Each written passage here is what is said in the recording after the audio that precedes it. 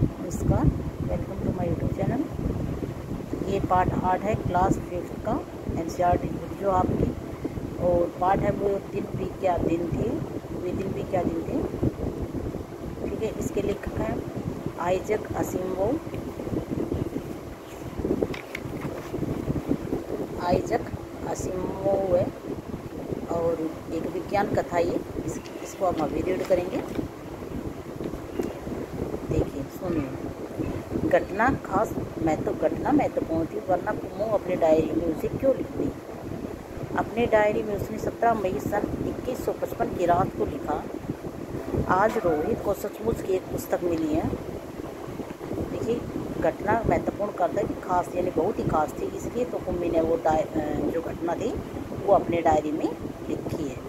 अपनी डायरी में उसने 17 मई 2155 की रात को लिखा, 17 मई 2155 को लिखा है, आज रोहित को सचमुच की एक पुस्तक मिली है।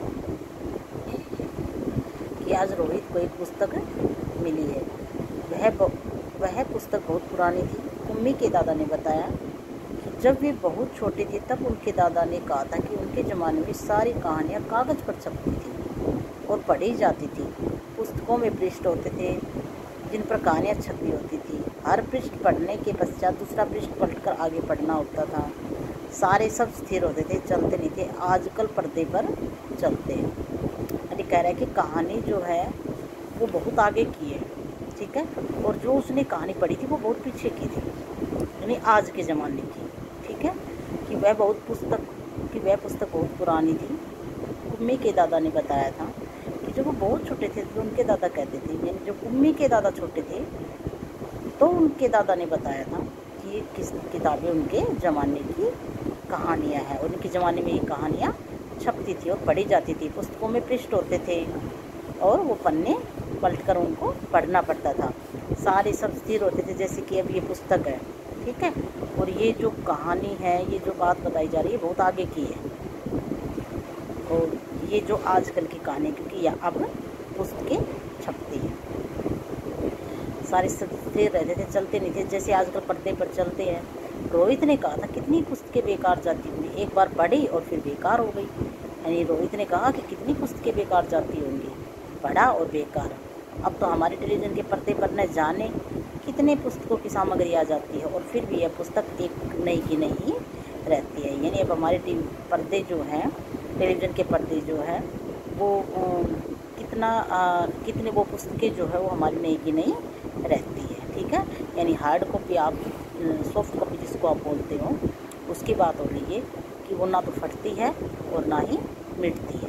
कुम्मी ने भी रोहित की हाँ में हाँ मिलाई और पूछा, तुम्हें वह पुस्तक कहाँ मिली। तो रोहित ने बताया, अपने घर में एक पुराना डिब्बा कई दफ़ा पड़ा था, उसी को फेंक रहे थे कि उसमें यह पुस्तक मिली। यानी रोहित को एक पुस्तक मिलती है, कुम्मी वो देखती है और कुम्मी उससे पूछती कि तुम्हें पुस्तक कहाँ मिली, तो बताता है कि ये पुस्तक उसे उसके घर में मिली थी। पुराना डिब्बा रखा हुआ था, उसमें ये पुस्तक रखी हुई थी। इसमें क्या लिखा है, स्कूलों के बारे में लिखा है। स्कूल, कुम्मी ने प्रश्न किया। उसके विषय में लिखने को है ही क्या। हर विद्यार्थी के घर पर एक मशीन होती है जिसमें टेलीविज़न तरह का एक पर्दा होता है, रोजने में रूप से उसके सामने। यानी कह रहा है कि क्या इस पुस्तक में लिखा क्या है, क्या स्कूल का भी कोई जिक्र है क्या। कुम्मी ने प्रश्न किया, उसके विषय में लिखने को है ही क्या। तो रोहित जवाब देता है कि उसमें लिखने के लिए है ही क्या। हर विद्यार्थी के घर पर एक मशीन होती है जिसमें टेलीविज़न की तरह एक पर्दा होता है, और उस पर्दे पर नियमित रूप से उसके सामने हम बैठकर सब याद करना होता है। जो वह मशीन हमें बताती है, सारा गृह कार्य करके दूसरे दिन उसी मशीन में डाल देना होता है। हमारी गलतियाँ बताकर वह हमें फिर समझाती है। ये विषय पूरा होने पर वही मशीन हमारी परीक्षा लेकर हमें आगे पढ़ना आरंभ कर देती है। कहते कहते कुम्मी थक गई। अंत में बोली, कितना उबाऊ होता है ये सारा स्कूल का काम। यानी कुम्मू कहती है, वो थक गई और कहती है कितना उबाऊ होता है इस, यानी ये सारे जो बातें हैं बताते बताते जो है, सुनते सुनते कुम्मी उबाऊ सा महसूस करने लग जाती है। और सारा स्कूल का काम, यानी कि मशीन होती है, उसके सामने हमें बैठकर सुनना होता है, और जो काम समझाती है हमें वह हम समझते हैं, और दूसरे दिन वही होमवर्क करके हम उस मशीन में डाल देती है, हमारी जो गलतियाँ होती है उसको मशीन ठीक करा देती है, फिर हमें समझाती है। रोहित मुस्कुराते हुए बोला, उसकी बातें सुन रहा था। रोहित जो है उसकी बातें सुन रहा था। अरे बुद्धू, जैसे स्कूल का वर्णन उस पुस्तक में है वह इससे भिन्न होता था। वो कहता है कि जो स्कूल का वर्णन है वो ऐसा नहीं है, इस पुस्तक में जो लिखा है वो इससे भिन्न है। यानी जो कुम्मी ने बताया, ये सारी बातें कुम्मी बता रही है, रोहित नहीं बता रहा, कुम्मी बता रही है। ठीक है, वो कह रही कि ऐसे ऐसे स्कूल का जिक्र ही क्या है, स्कूल में तो ये सब कुछ होता है, क्योंकि वो तो मशीन के आगे ऐसा कुछ करती है। तो रोहित मुस्कुराते कहता है कि ऐसा कुछ नहीं है, ये इसमें तो स्कूल का वर्णन है, जो इस पुस्तक में लिखा है वो इससे बहुत ही भिन्न है, यानी अलग तरह का है। तो उन स्कूलों के बारे में लिखा है जो सदियों पहले होते थे। वो कहता है कि इन स्कूलों के बारे में, इस पुस्तक में स्कूलों के बारे में लिखा है जो सदियों पहले होते थे। कुम्मी के मन में कुछ उत्सुकता जागी। उत्सुकता का पता है, जानने की इच्छा। और फिर भी उनके यहाँ मशीन के बने अध्यापक तो होते ही होंगे।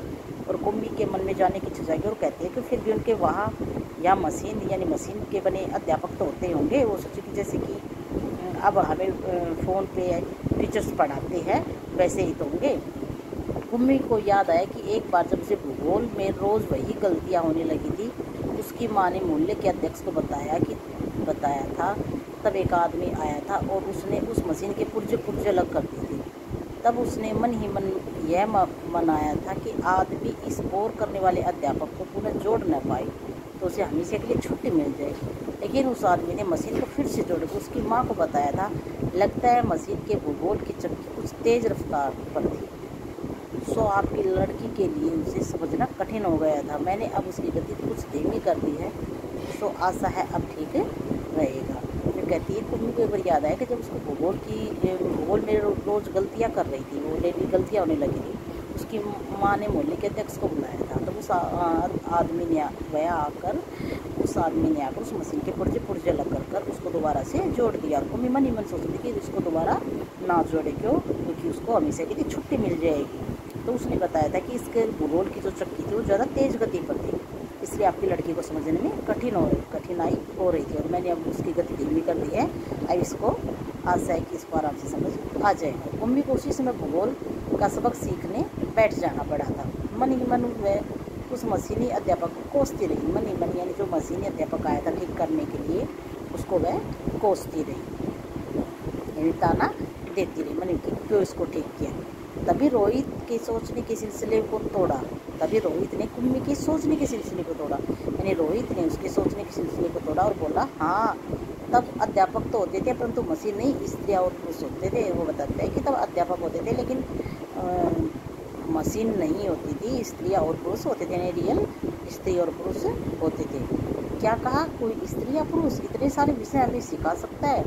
क्यों नहीं। वह बच्चों को सारे विषय समझाते थे, गृह कार्य देते थे, प्रश्न पूछते थे। अध्यापक बच्चों के घर नहीं जाते थे बल्कि बच्चे विशेष भवन में जाते थे, जिसे स्कूल कहते थे। यानी उस टाइम पर अध्यापक बच्चों के घर नहीं जाते थे। बच्चे जो होते हैं उनकी एक पाठशाला थी, उसमें बच्चे सारे जाते थे, जहाँ गृह कार्य दिया जाता था और बच्चों से प्रश्न पूछते थे और उन पर ध्यान दिया जाता था। आगे देखिए, कुम्मी का अगला प्रश्न था, तो क्या सब बच्चे एक समय में एक जैसी ही चीज़ें सीखते थे? हाँ, एक आयु के बच्चे एक साथ बैठते थे, लेकिन माँ कहती है कि मशीनी अध्यापक हर बच्चे की समझ के अनुसार पढ़ाता है। फिर पुराने ज़माने में यह कैसे संभव होता था? तो कहता है कि हाँ, सभी आयु के जो एक साथ बच्चे थे एक साथ बैठते, जैसे 5th क्लास के बच्चे वो समथिंग एक ही एज के मिलेंगे, एक आध आगे पीछे की बात हो सकती है, 1 आध साल की, ठीक है। लेकिन माँ कहती है कि मशीनी अध्यापक जो होते हैं वो हर बच्चे की समझ के अनुसार पढ़ाते हैं, उनके अंडरस्टैंडिंग के अनुसार पढ़ाते हैं। फिर पुराने ज़माने में कैसे संभव होता था? तब वे लोग इस प्रकार नहीं करते थे, रहने दो, तुम्हारी इच्छा नहीं है तो मैं यह पुस्तक रख देता हूँ। यानी कुम्मी कहती है कि जब अध्यापक जो है, जो मशीनी अध्यापक है, बच्चों की अंडरस्टैंडिंग के अकॉर्डिंग पढ़ाते थे, ठीक है। तो फिर पुराने ज़माने में जब अध्यापक एक समय पर एक अध्यापक इतने सारे बच्चों को कैसे पढ़ाता होगा? तो वो कहता है, रोहित कहता है कि ठीक है, अगर तुम्हारे पढ़ने की इच्छा नहीं है, तुम्हारी जानने की इच्छा नहीं है तो ठीक है, मैं इस पुस्तक को रख देता हूँ। मम्मी झट बोली, नहीं मैं उसे पढ़ना चाहूँगी, तब तो स्कूल जैसे कैसे होते थे, कितनी अजीब अजीब बातें जानने को मिलेगी। इतने से अंदर से माँ की आवाज़ सुनकर कुम्मी बोले, लगता है सबक का समय हो गया है। यानी अंदर से माँ की आवाज़ आती है। तो कहते कि लगता है सबक का समय हो गया है। रोहित भी उठा और अपने घर की ओर चला गया। कुम्मी अपने घर की ओर चली गई। अंदर मशीन आगे का सबक देने को तैयार थी। यानी सबक का समय यानी उनके पढ़ाई का समय हो गया था। वो मशीन से अपने कंप्यूटर से लैपटॉप से वो पढ़ने का टाइम हो गया था, उसके क्लास का टाइम हो गया था, क्योंकि अंदर से माँ की आवाज़ आ गई थी। तो रोहित भी अपने घर चला जाता है और कुम्मी भी अपनी क्लास की ओर चली जाती है, यानी घर की ओर रवाना हो जाती है। अंदर मशीन सबक देने को तैयार थी, यानी मशीन पर उसका जो लेसन था वो स्टार्ट हो गया था। मशीन से आवाज़ आनी आरंभ हो गई। आज सबसे पहले तुम्हें गणित सीखना है, कल का होमवर्क छेद में डालो। कुम्मी ने वैसा ही किया। वह सोच रही थी कि कितने छेद अच्छे होते होंगे वे पुराने स्कूल, जहाँ एक ही आयु के सारे बच्चे हंसते खेलते कूदते जाते होंगे और पढ़ाने वाला पुरुष और स्त्रियाँ होते होंगे। इतने में मशीन से सवर आना आरंभ हो गया था और पर्दे पर चलते हुए अक्षर एवं अंक आने शुरू हो गए थे। और कुम्मी सोच रही थी तब स्कूल जाने में कितना आनंद आता होगा, कितने खुश होते होंगे स्कूल वो सारे बच्चे। यानी जो कुम्मी है वो उस बुक के बारे में सोच रही थी जो बुक रोहित को मिली थी। उस पुस्तक में जो लिखा था स्कूल के बारे में, सब के बारे में सोच रही थी कि वो समय कितना अच्छा होगा जो सारे बच्चे एक आयु के एक बच्चे सारे एक साथ बैठ कर पढ़ते होंगे। आई होप आपको चैप्टर समझ आ गया होगा। अब हम करेंगे इसकी एक्सरसाइज। ये एक्सरसाइज है। तो सोचो का जो क्वेश्चन है पहला, कुम्मी के हाथ में जो पुस्तक आई थी वह कब छपी होगी। तो इसका है कि कुम्मी के हाथ में जो पुस्तक आई थी वह आज के ज़माने में ही छपी होगी। यह कहानी भविष्य पर आधारित है और हम वर्तमान में हैं, अतः किताब आज के समय में छपी होगी। ठीक है, यानी ये कहानी जो है वो किस पर आधारित है, भविष्य के आधार पर है। रोहित ने कहा था, सेकंड क्वेश्चन है, रोहित ने कहा था कि कितनी पुस्तकें बेकार जाती होंगी, एक बार पढ़ी और फिर बेकार हुई। क्या सचमुच ऐसा होता है? वे ही पुस्तकें बर्बाद होती हैं जिन्हें हम लोग पढ़कर, वे ही पुस्तक बेकार जाती हैं जिन्हें हम लोग पढ़कर फेंक देते हैं या कबाड़ी वाले को बेच देते हैं। यदि पुस्तक पढ़कर उन्हें हिफाजत से रख दिया जाए तो वे कभी बर्बाद नहीं होती और पीढ़ी दर पीढ़ी चलती रहती है। नेक्स्ट क्वेश्चन है, कागज़ पर के पन्नों की किताब, कागज़ के पन्नों की किताब, ठीक है, कागज़ के पन्नों की किताब और टेलीविज़न के पर्दे पर चलने वाली किताब, तुम इनमें से किसको पसंद करोगे और क्यों?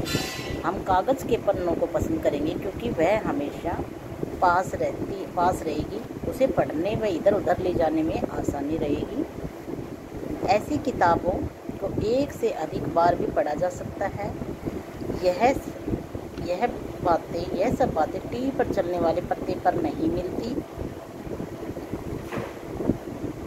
तुम कागज़ पर छपी किताबों से पढ़ते हो, पता करो। नेक्स्ट क्वेश्चन है ये कहते हैं कि तुम कौन सी किताबों को पढ़ना पसंद करोगे, कागज़ के पन्नों की किताब पर, टेलीविज़न के पर्दों पर। ठीक है, तो आप अपनी व्यूज़ लिख सकते हैं इस क्वेश्चन में। ठीक है, नेक्स्ट क्वेश्चन, तुम कागज़ पर छपी किताबों से पढ़ते हो, पता करो कि कागज़ से पहले की छपाई किस पर हुआ करती थी, किस चीज़ पर हुआ करती थी। तो इसका आंसर आएगा कागज़ से पहले की छपाई पत्तों, ताम पत्तों, लकड़ी पर हुआ करती थी। नेक्स्ट क्वेश्चन है क्वेश्चन नंबर 5, तुम मशीन की मदद से, क्वेश्चन नंबर 4 है, तुम मशीन की मदद से पढ़ना चाहोगे या अध्यापक की मदद से? दोनों के पढ़ने, कागज़ से पहले की जो छपाई थी वो पत्तों, ताम पत्तों, लकड़ी पर हुआ करती थी। और 5 क्वेश्चन देखिए, तुम मशीन की मदद से पढ़ना चाहोगे या अध्यापक की मदद से? पहले के ज़माने में इससे दोनों में पढ़ाने में किस किस तरह की सरलता और कठिनाइयाँ हैं, यानी आप लोग किससे पढ़ना चाहोगे, मशीन से या अध्यापक से, और दोनों के पढ़ने में क्या क्या कठिनाई हो सकती है।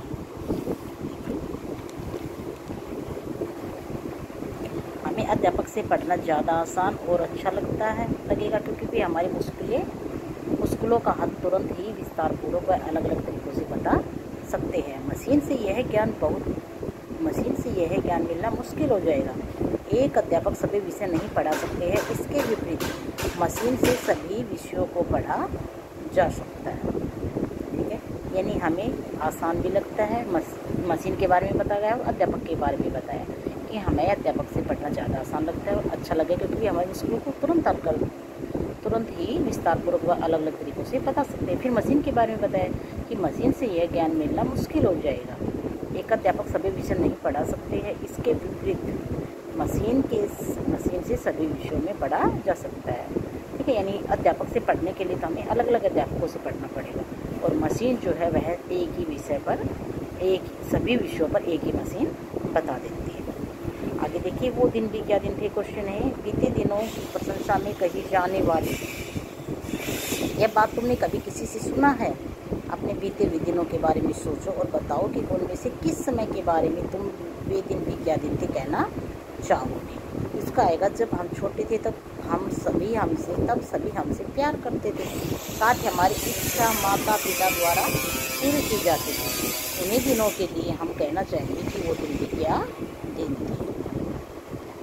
आगे देखिए नेक्स्ट क्वेश्चन, कल, आज और कल। 1967 में हिंदी में छपी इस कहानी में कल्पना की गई है सालों बाद स्कूल की जगह मशीनें ले लेंगी। तुम भी कल्पना करो कि बहुत सालों बाद ये चीज़ें कैसी होंगी, जैसे पेन, घड़ी, टेलीफोन, मोबाइल, टेलीविज़न। कोई और चीज़ इसके बारे में तुम सोचना चाहो।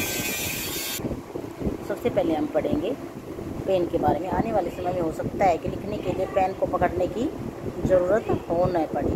पेन अपने आप हमारी सोच के अनुसार लिखने लगे, सारे काम कंप्यूटर से ही टाइप हो जाए।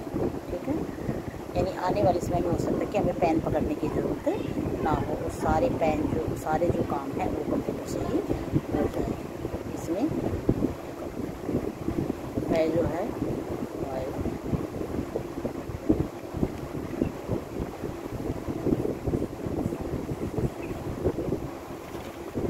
घड़ी भविष्य में घड़ियाँ समय बताने के लिए घड़ी का बताया गया। भविष्य में घड़ियाँ समय बताने के लिए के साथ मोबाइल का भी काम करे। इसमें अनेक सुविधाएं मिलेगी, यानी घड़ी जो है वो भविष्य में हो सकता है समय बताने के साथ साथ हमें मोबाइल का काम भी करेगी, यानी घड़ियाँ ऐसी हो जाएगी। टेलीफोन, मोबाइल टेलीफोन विज्ञान का अद्भुत चमत्कार है। आज फ़ोन से सिर्फ हम एक दूसरे से बातें कर सकते हैं। आने वाले समय में शायद मोबाइल से हम किसी को कुछ सामान भी यानी हो सकता है कि आने वाले समय में हमें मोबाइल से और भी सुविधा मिल जाएगी। आगे देखिए टीवी आने वाले समय में कंप्यूटर, मोबाइल, घर की सुरक्षा प्रणाली के काम भी करने लग जाएगा। यानी जो टीवी है अब तो सिर्फ हम खबर सुनते हैं, उस पर गेम चलाते हैं। ठीक है, और आने वाले समय में ऐसा लगता है कि जैसे वो क्या बन जाएगा, हमारी सुरक्षा प्रणाली में कार्य करने लग जाएगा। आने वाले समय में घर घर में सौर ऊर्जा का प्रयोग हो, घर घर में बिजली से चलने वाले उपकरण ऊर्जा से कार्य करें। ठीक है, यानी आने वाले समय में जो सौर ऊर्जा का प्रयोग हो सकता है कि सौर ऊर्जा कौन सी होती है, सूर्य की ऊर्जा। ठीक है, आजकल सोलर सिस्टम लगे हुए हैं सभी के घरों में, और बिजली के उपकरण बिजली बचेगी जिससे। लीजिए कुछ वस्तुओं के नाम दिए गए हैं, बड़ों से पूछकर पता करो कि 20 साल पहले इनकी क्या कीमत थी और अब इनका कितना दाम है। यानी दूध, आलू, लड्डू, चावल, शक्कर, दूध, इन सब की मतलब अपने घर में जो बड़े हैं आपके, उससे पूछ के आपको तालिका बनानी है इसकी कि पहले आज से 20 साल पहले इसके कितने दाम थे और आज के इसके कितने दाम थे। ये क्वेश्चन आपको करना है। ठीक है, ये क्वेश्चन तो करिए। आई होप आपको वीडियो अच्छी लगी हो तो please like, share and subscribe. Thank you. ये तालिका है जो बना रखी है, आलू, लड्डू, शक्कर, दाल, चावल और दूध, जो 20 साल पहले के दाम के और आज के दाम। यानी जब आलू अगर 5-10 रुपये किलोग्राम थे तो अब है 10-20 रुपये किलोग्राम, ये अंदाजन दिखा रखी है। ठीक है, लड्डू 25 से 50 पैसे किलोग्राम थे, अब 100 से 200 रुपये है। यानी कितना आपकी जो है दाम में वो हुआ है, इंक्रीज हुआ है। शक्कर है 50 रुपये किलोग्राम था, अब 40 से 50 रुपये किलोग्राम हो गया है। दाल जो है जब 1-2 रुपये किलोग्राम थी तो अब 70 से 100 रुपये किलोग्राम हो गई है। चावल 1-2 रुपये किलोग्राम थे, 50 से 150 रुपये किलोग्राम हो गई है। दूध जो 50 पैसे या 1 रुपये लीटर मिलता था, अब 40 से 60 रुपये लीटर तक मिलता है। ठीक है, यानी अब के दाम और 20 साल पहले के दाम का यह डिफरेंस बताया गया है। तो आपको भी अपनी अलग अलग तालिका बनानी है। आपको और कुछ जैसे सामग्री भी लिख सकते हो, या यहाँ पे जो आलू दिया है उसका टमाटर भी लिख सकते हो, या प्याज का भी लिख सकते हो। ठीक है, ओके, थैंक यू।